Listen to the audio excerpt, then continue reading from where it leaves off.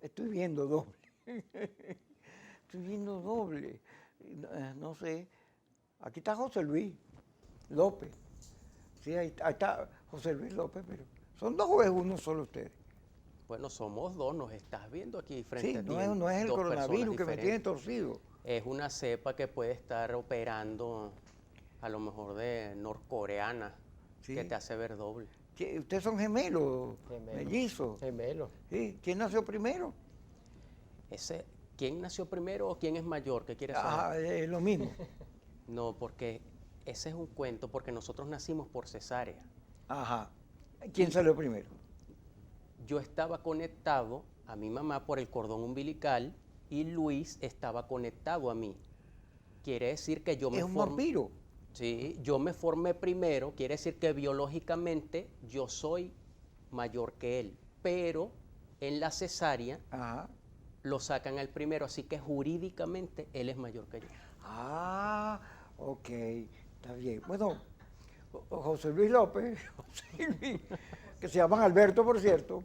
López, ¿y el apellido? ¿El otro? Rafascieri. Ese es un apellido de ahí, de La Vega, ¿no? El apellido italiano. Italiano. Sí. Mira, bueno, ellos son, de con los dos también, estudiaron estudios políticos y ambos, no les costó mucho, hicieron un libro que se llama La izquierda y la recesión. La gran recesión y la izquierda. Es un tema que nos permite nadar en profundidades. Pero cualquiera de los dos no se ponga la idea del libro para entrarle al tema, porque ahora no sé, estoy un poco loco. Ajá, ¿de qué trata el libro? Y después nos metemos. Nosotros, y yo quiero primero... Vendan el libro, la gente, ay, ¿dónde lo compro? Quiero saludar primero a tu audiencia aquí, con un honor para nosotros estar aquí. Además hablan igualito. Y bueno, ese libro trata justamente porque te acuerdas que en 2010 hubo una crisis financiera internacional que afectó a todos La los países burbuja. del mundo. Exacto. Y Por los sobrecréditos en vivienda exactamente. bancarios en los Estados Unidos. Pero lo económico tuvo un impacto político, sobre todo Sí. ideológico, porque mucha gente debatía el fin del capitalismo o el reemerger de la izquierda. Y entonces nosotros debatimos justamente ese impacto ideológico de la crisis financiera, y por eso se llama así la gran recesión, que fue como se le llamó a esa crisis, y la izquierda, porque fue sobre todo la izquierda la que tuvo esa perspectiva más de decir, de vaticinar que había fracasado el capitalismo, y nosotros justamente rebatíamos eso en el libro. Fíjate, la burbuja produjo un debate sobre el papel del Estado en la economía, porque se empezó a decir, como en los Estados Unidos es libre mercado, se empezó a cuestionar, bueno, es que los bancos, el dinero business, y si no tiene controles, lleva a estas situaciones, ¿no? Entonces, ¿cuánto control hacía falta? Exactamente. Ese fue un debate. Por supuesto, las izquierdas del mundo, los liberales, mucho control, porque los dineros, los monopolios, los ricos, etc. Y ayudó, yo creo que más que trastabillar al capitalismo, corrigió. Es correcto. Que por cierto, desde la derecha, desde la izquierda decían eso, que faltaban regulaciones. Y desde la derecha decían que más bien no, que había muchas regulaciones que fueron las que causaron la crisis. Y eso fue parte de ese debate ideológico en la política que conllevó esa crisis financiera. Y ustedes recuerdan que el Estado se metió y empezó a financiar. Sí, Rescató General Motors, rescató a bancos importantes para que no quebraran, cosa que era necesario porque tú no puedes dejar que el país y el sistema económico se lo lleve el diablo. Tú tienes que tomar correctivos que ojalá incluso en estos países que se llaman socialistas o que tienen supuestamente gobiernos socialistas se tomaran ese tipo de correctivos sin destruir al sector privado, sino más bien tratar de recuperar la economía, que es el objetivo fundamental de un programa económico. ¿Tú eres Luis o José? No. ¿Cuál es? José y Luis. José Luis. Ok. Fíjate, interesante tema, porque el devenir de la burbuja, así como la recesión de los 30, produjo también reflexiones sobre la política y la economía, a la larga la economía y las teorías que la circulan también sufrieron cambios. Yo me acuerdo que a Obama, acuérdate que Obama le gana a Bush porque Bush la economía le va para el suelo. Y entonces, cuando empezó a tocar los créditos, empezaron a decirle, pero bueno, si estos señores fueron los causantes, se robaron todo ese dinero, ahora tú le vas a dar plata. Exacto. Tú no eres ningún liberal, tú lo que eres un vendido, y lo acusaron. Ahora, la General Motors, fíjate, que recibió auxilio del Estado, no solo lo pagó antes de tiempo, sino que hizo una reformulación y produjeron un modelo de camioneta, esa que está muy de moda, que la empezaron a vender y salieron de la crisis, pero a punta de capitalismo mismo, o sea, de mejorar la producción. Fíjate que el señor Trump, que es el demonio en pasta, cosa más torpe, pero Sí, un gran mercader. Político terrible, claro. Un gran mercader, él comenzó a vender que las sanciones eran una política que sustituía al gendarme necesario, la intervención militar. Sanciones para todo el mundo.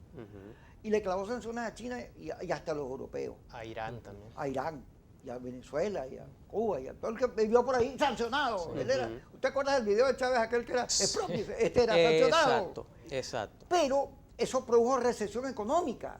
Las sanciones hacia las economías, como la de China, que es una economía, lo que produjo fue recesión.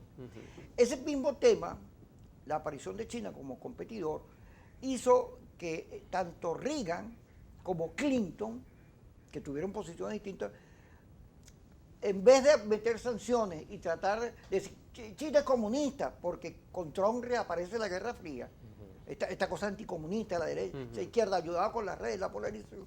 Ambos dijeron, Clinton y Reagan, vamos a competir con los chinos con mejor producción, con mayor calidad y abriendo más mercados. Fíjate todo lo que ocurrió a partir de ese fenómeno. Pero cuéntenme ustedes, ¿qué más detectaron? Bueno, parte de los temas que tocamos en el libro también es lo que se llama el consenso de Beijing, porque sabes que anteriormente se hablaba del consenso de Washington, que era una receta económica que había hecho un think tank en Estados Unidos para supuestamente desarrollar América Latina. Pero el consenso de Beijing es como la contraparte a ese consenso de Washington y asume que después de esta crisis que hubo, las economías y los países se iban a desarrollar eran no siguiendo el consenso de Washington, sino siguiendo el consenso de China, que es decir, el modelo chino, que es un Estado muy interventor, con muchas restricciones, pero con ciertas libertades económicas. Muy eficaz. Muy eficaz. Pero aún así nosotros tenemos también, y eso lo desarrollamos en el libro, que por cierto, valga la cuña, fue premiado en Noruega, en la Universidad de Oslo. A pesar de eso, sí, nosotros tenemos críticas también porque no es tan así. Sobre el modelo chino. Sobre el modelo chino. Por cierto que la ley de zonas especiales, económicas especiales, tiene mucho que ver con cómo los chinos en 30, 40 años produjeron ese fenómeno económico, porque ellos tuvieron también zonas especiales, donde concentraron todo el esfuerzo y de ahí pudieron irradiar todo el país. Pero eso lo vamos a hablar cuando regresemos, porque ya la señora Yesenia Balsa comenzó con su corte. A esto los cortaron, pero están pegados, son lo mismo. Ya regresó López. No vale para nada. Ni de sangre, ni de partido, ni de ideología, de nada. Ah, pero lo dicen así como molesto. Porque tenemos posiciones muy distintas, siempre las tuvimos, posiciones muy diferentes a cómo resolver la crisis venezolana. Ajá, vamos a hablar de eso. ¿Qué edad tienen? Nosotros no decimos la edad, eso lo dejamos a la interpretación. Sí, a la libre interpretación. Okay. Para confundir más. Claro. Bueno, ustedes están en la Comisión Internacional de Acción Democrática. Yo soy el subsecretario de Asuntos Internacionales de Acción Democrática y su representante ante la Conferencia Permanente de Partidos Políticos de América Latina. La D de Bernabé. La D de Bernabé, que es la D legal e institucional. Claro, hay que aclarar, porque tú sabes que este país está como ustedes. Hay doble para todo, doble institución, doble AD, doble. Bueno, pero la guía ante esa incertidumbre es seguir la ley y las instituciones, y ahí no hay pele. Ahí nos vamos a meter. Pero volvamos a China.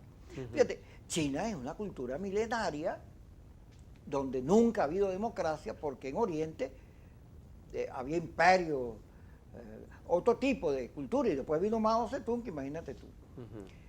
En el caso de Occidente, bueno, la libertad, el voto, la democracia es otra cultura.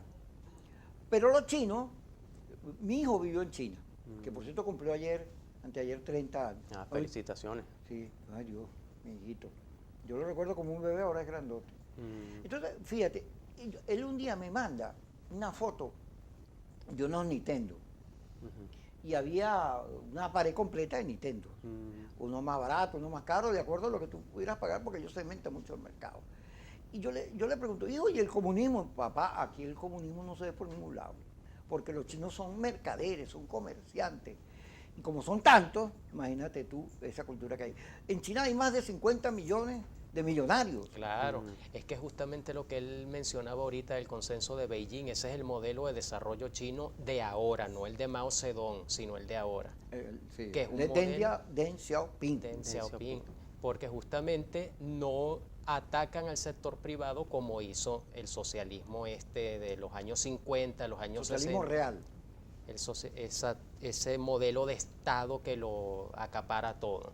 Y uno ve incluso, es el país que más rascacielos construye por día, es el país que más millonarios genera por año. Y de mayor digitalización. De mayor digitalización. Una modernización. ¿Te acuerdas las Olimpiadas que hicieron en Beijing, justamente el despliegue tecnológico? Esa es la China de ahora, ya no es la China de Mao Zedong. Mi hijo me contaba que para ir al aeropuerto, en Shanghái, había un tren alemán que iba sobre imanes a una enorme velocidad. Wow. Los chinos han ido desarrollando una cultura muy productiva. Fíjate que hay una carta de Carter a Trump que le decía, mientras nosotros gastamos mucha plata en bombas, tiros, ejércitos, los chinos no andan en eso. Sí. Son dos concepciones del capitalismo. Hay un cuento que Chávez cuando va a China empieza a hablar de Mao Zedong y todo uno se le queda viendo así como... Sí, eso es prehistoria. Sí, como nada que ver. Y habla, el capitalismo es el causante de los males del mundo. Y el chino, el primer ministro, no me acuerdo con quién era que estaba reunido, le dice, nosotros haber estudiado capitalismo profundamente. Capitalismo pareciera que va a extinguirse, pero no, capitalismo renovarse. Y hasta ahora no hay mejor reforma y fórmula que el capitalismo mismo. Yo lo estoy caricaturizando, pero se lo digo. Ni hao, por cierto, a la comunidad china. Nosotros hablamos un poco de... Pero estos dos modelos, fíjate, uno basado en un Estado autoritario, controlador, y otro que tiene libertades. Hay quienes plantearon que con respecto a la cuarentena del coronavirus, que esos eran dos modelos a confrontarse y que el autoritario tenía ventajas. Bueno, es que ese es parte del debate justamente, porque incluso es un debate que si tú revisas la historia no es nuevo. Siempre incluso hasta esa tesis del gendarme necesario, de que un poder autocrático era capaz de llevar al desarrollo a naciones salvajes y imponer un orden legal, social, institucional que condujera a las naciones al progreso. Es parte del debate que siempre ha habido, digámoslo así, y de hecho casi todas las autocracias del mundo siempre rescatan ese tipo de discursos para justificar su accionar. El mismo Pérez Jiménez aquí, Gómez lo hizo también, pero la verdad es que en democracia nosotros que incluso pertenecemos a un partido político totalmente democrático que está en contra de todas las dictaduras, a veces que la gente dice, no, que Pérez Jiménez hizo muchas obras de concreto, pero tú puedes, mira, te regalo todas las obras de concreto que hizo Pérez Jiménez por todos los derechos que uno tiene en una democracia. Porque yo no cedo mis derechos políticos y ciudadanos por toneladas de concreto. Eso es una estupidez y eso es un mal negocio en política. Hay una serie en Netflix que habla de las autocracias, de los dictadores, no recuerdo cómo se llama el nombre, pero recomiendo que la vean, donde habla de un manual. Sí. En los regímenes autoritarios, en estos salvadores del mundo que son los dictadores y los que se creen mejores que los demás y eternos, hay una clave, muchas claves, Pero una de ellas es que el autoritario es el pueblo, se cree el Sí. pueblo. Yo soy el pueblo.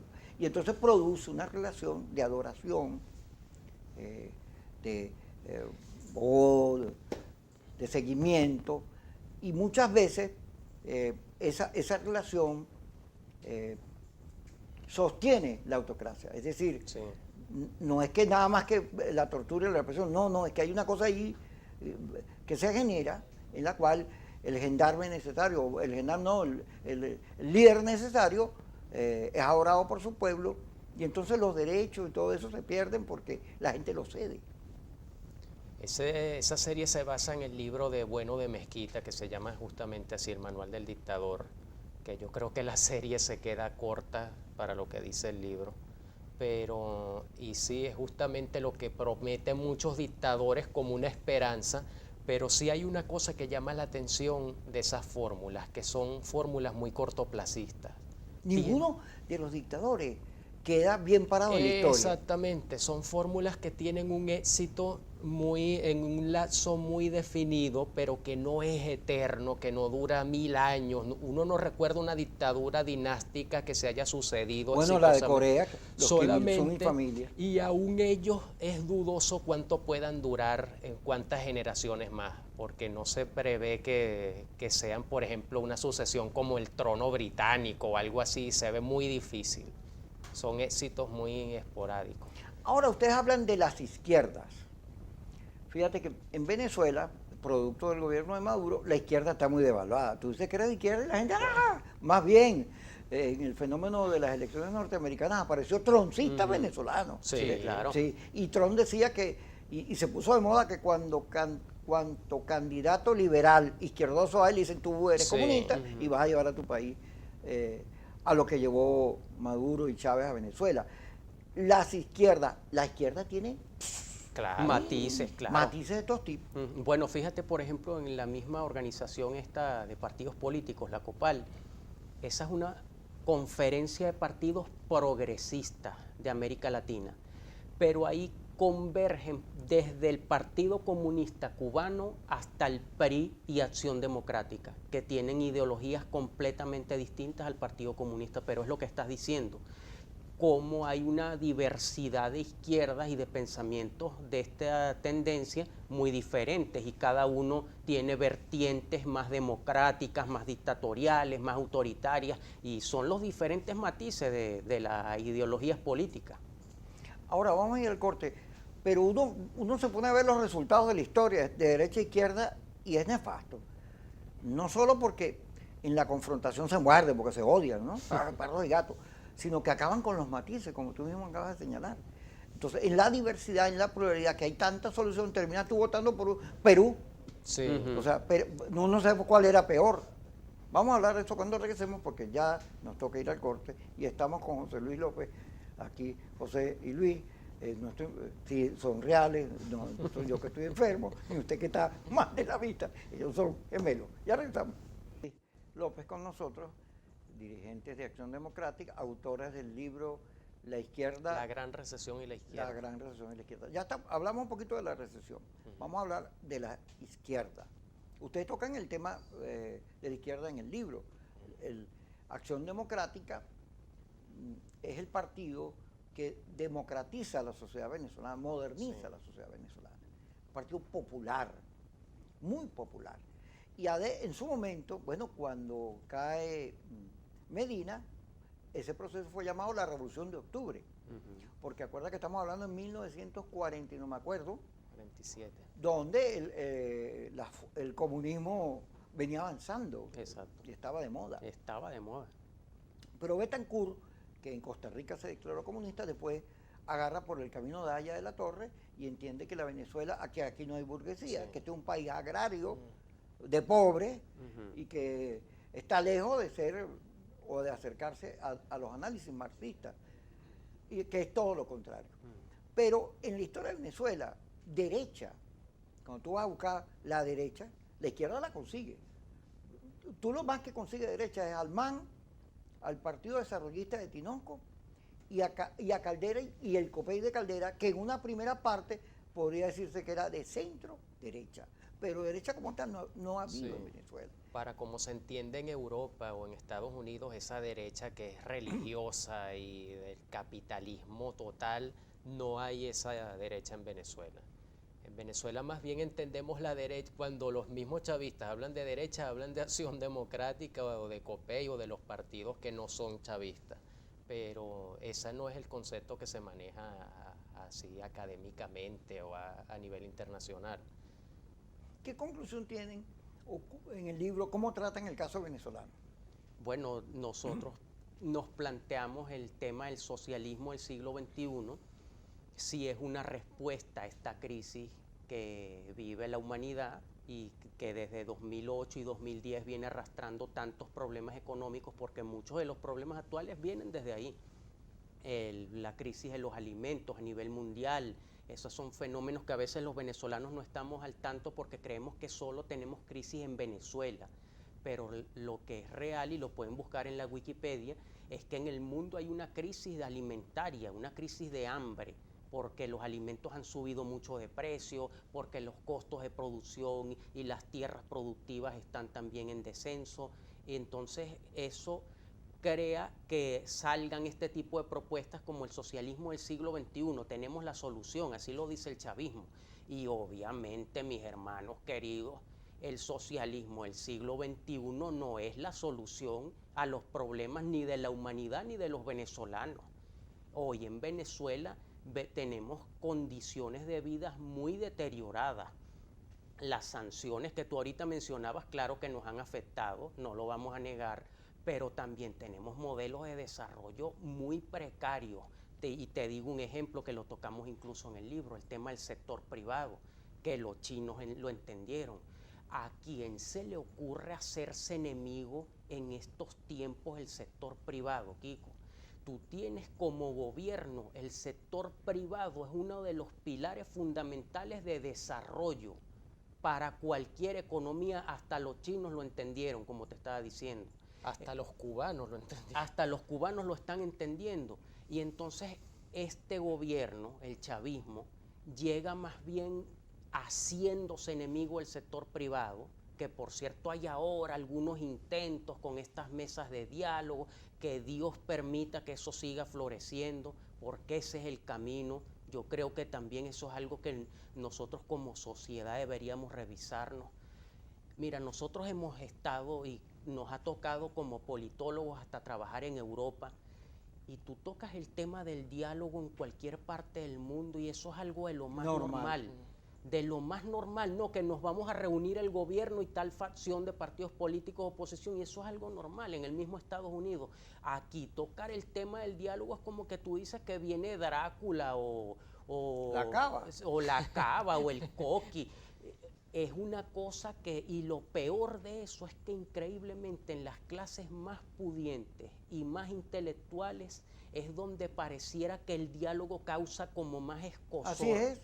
Entonces uno dice, bueno, y esta gente no ha viajado, esta gente no lee, esta gente no se mete en los medios internacionales a ver cómo se hace política en otro país. Y fíjate tú que ahora que este G4 le tocó el exilio, y muchos de ellos han tenido que estar por esos periplos internacionales, ahora muchos vienen a hablar de diálogo y ahora muchos vienen a sentarse con el gobierno, porque tal vez, digo yo, quiero creer que es así, a lo mejor en Italia donde estuvieron, o en España o en Bruselas, ven que así no se hace política. Si yo voy a Estados Unidos, por ejemplo, nosotros vamos a Estados Unidos, nos negamos rotundamente a entendernos con cualquier gobierno de turno y nos atrincheramos en las calles a caernos a piedras contra la Guardia Nacional. ¿Qué va a pasar, Kiko? ¿Qué voy a esperar yo que pase conmigo?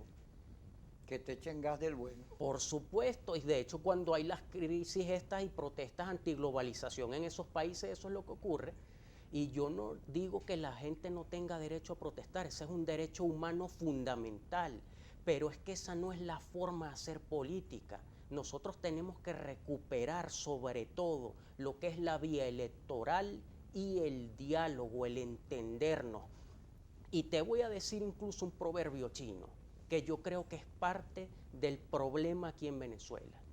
Los chinos tienen un dicho que dice, si quieres un año de prosperidad, siembra granos.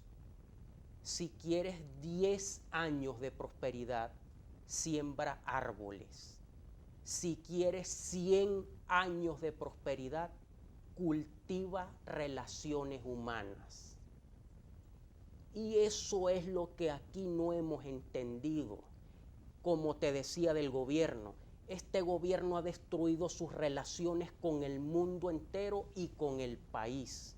Este gobierno ha llegado a estar enemistado con todos los partidos políticos, con el empresariado, con la iglesia, con los evangélicos, con todos los sectores nacionales y encima, como si no es suficiente, con todo el mundo, con Estados Unidos, con Colombia, con Ecuador, con Chile, con la OEA, con el otro, con Juan, con Pedro. Y eso es lo que tiene este país así, ojalá que la gente lo entienda. Cuando nosotros restablezcamos nuestras relaciones y comencemos a entendernos y pensar en el bienestar del país, es que vamos a ver resultados. Fíjate, tú tocas un punto que es difícil. Esta mañana estaba haciendo yo el programa sobre todas estas denuncias que está haciendo el gobierno, en las que involucra a Guaidó y a Leopoldo López, con la muerte del presidente de Haití y con el Coqui. Sí. ¿Sabes? Y me resultó difícil, porque eso que tú señalas, fíjate, aquí en Venezuela la democracia produjo una enorme clase media, por la educación y por la apertura, y todo lo que hizo la democracia antes de la crisis que llevó a Chávez al poder fue infraestructura para generar desarrollo, que era el modelo Caldera-Betancourt. Esa enorme clase media profesional, exitosa, que era capaz de estar barato y también dos. Sí. Bueno, cuando llega Chávez, produce un colapso. Pero Chávez, ¿cómo llega? Chávez llega, hay un cuento que se lo voy a echar, que define bien cómo llega Chávez. Chávez llega con el cuento de la lucha de clases. Hay un estatus, iglesia, imperialismo, imperialismo no, empresarios, ricos, etcétera, a los cuales voy a pelear. Le voy a contar el cuento, pero cuando regresemos, porque ya soy Yesenia con su agresividad, aquí vamos al corte.